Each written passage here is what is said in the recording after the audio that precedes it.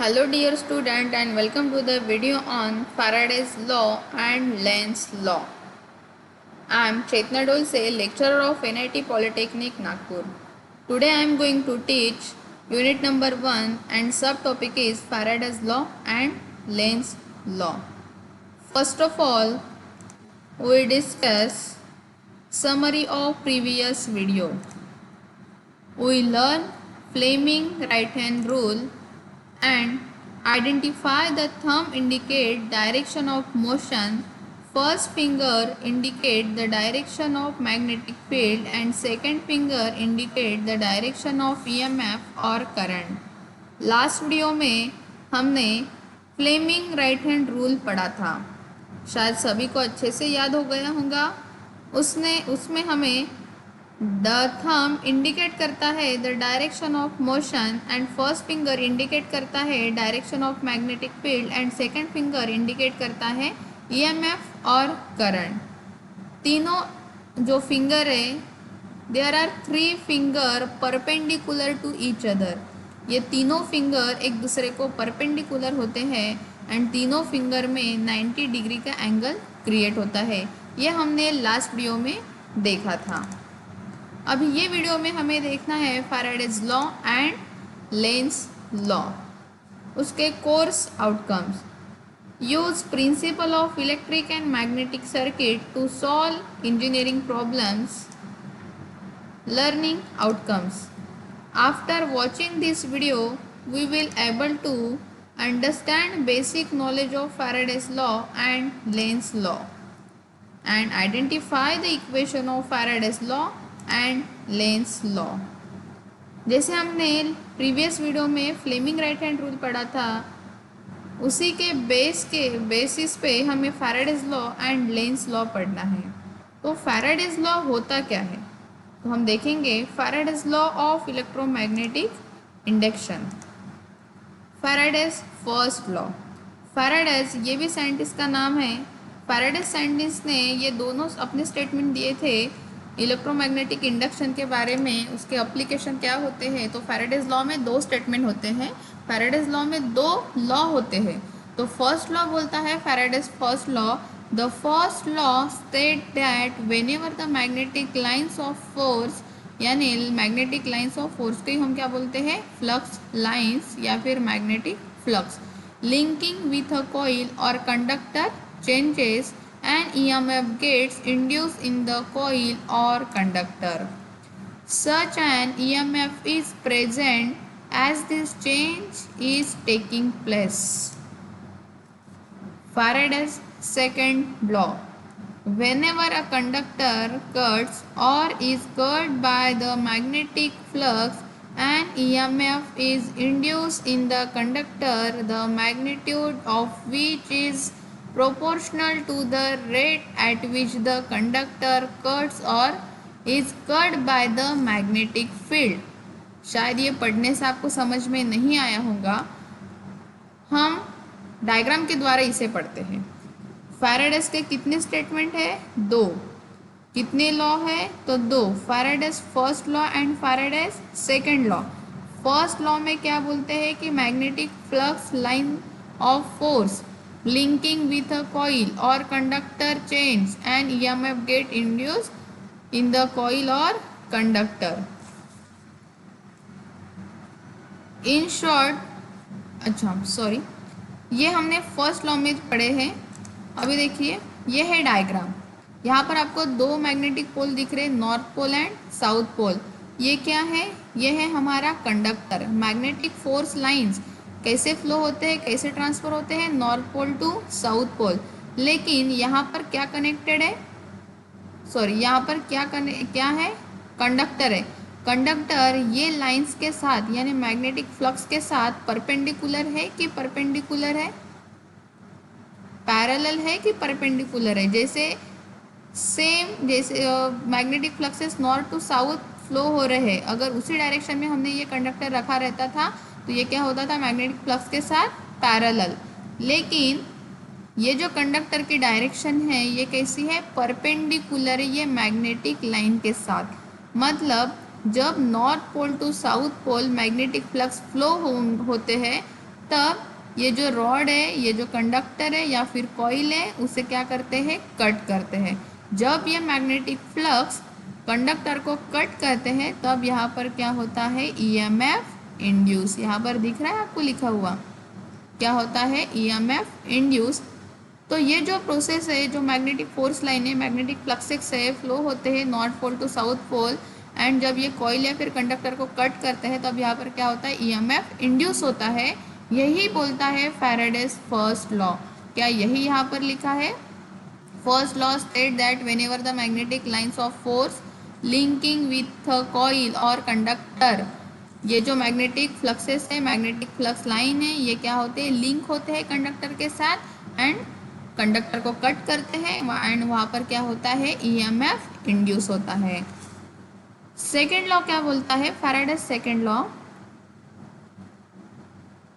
a conductor cuts or is cut by the magnetic flux and EMF is induced in the conductor, the magnitude of which is proportional to the rate at which the conductor cuts or is cut by the magnetic field.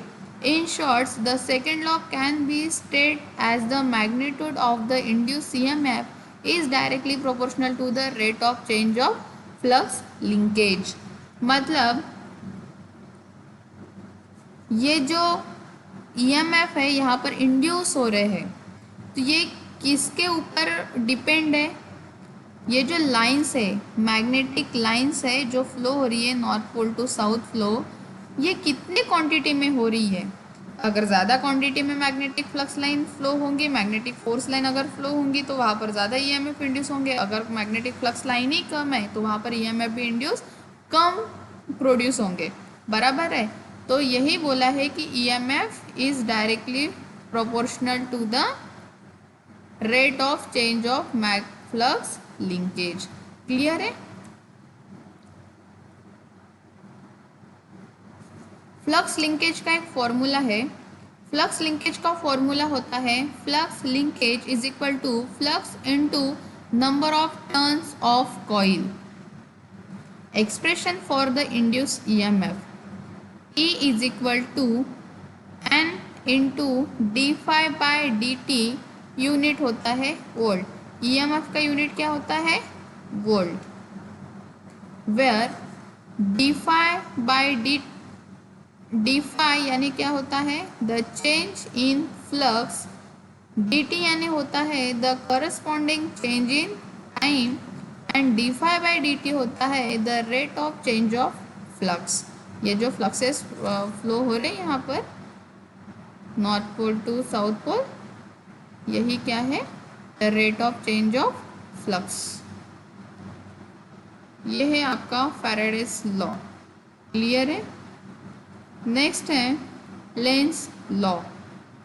अभी Lenz law क्या होता है, ये जो lens law है ये totally depend होता है फैराडेज लॉ के ऊपर। अगर आपको फैराडेज लॉ अच्छे से समझा है तो लेंस लॉ भी अच्छे से समझेंगे। क्या बोला है, this rule was said by the German scientist Heinrich Lenz. Statement, the direction of induced EMF produced due to the process of electromagnetic induction is always such that it will set up current to oppose the basic causes responsible for inducing the EMF. In other words, the induced EMF will always oppose the cause behind its production. This is represented mathematically by a negative sign in the expression for the induced voltage. जो हमने expression पढ़ा था Faraday's law का, क्या पढ़ा था, E is equal to N into D phi by D T, unit होता है वोल्ट। वो जो मैथमेटिकली इक्वेशन था फैराडेज लॉ में, वही इक्वेशन को हम लेंस लॉ में निगेटिव साइन इंडिकेट करते हैं। वो क्यों, क्या लिखा है यहाँ पर, this is represented mathematically by a negative sign in the expression for the induced EMF. तो क्या एक्सप्रेशन हो गया, E is equal to minus N into D phi by D T, unit is volt. Note करके सभी को याद रखना है Negative sign indicate that induced EMF oppose the cause produce it. जो EMF इंड्यूस हो रहे हैं उसे हम क्या करते हैं, नेगेटिव साइन लगाते हैं, क्योंकि वो क्या इंडिकेट करता है, induce EMF oppose the causes producing it. मतलब the induce EMF will oppose the causes behind its production. क्या प्रोड्यूस करता है वो,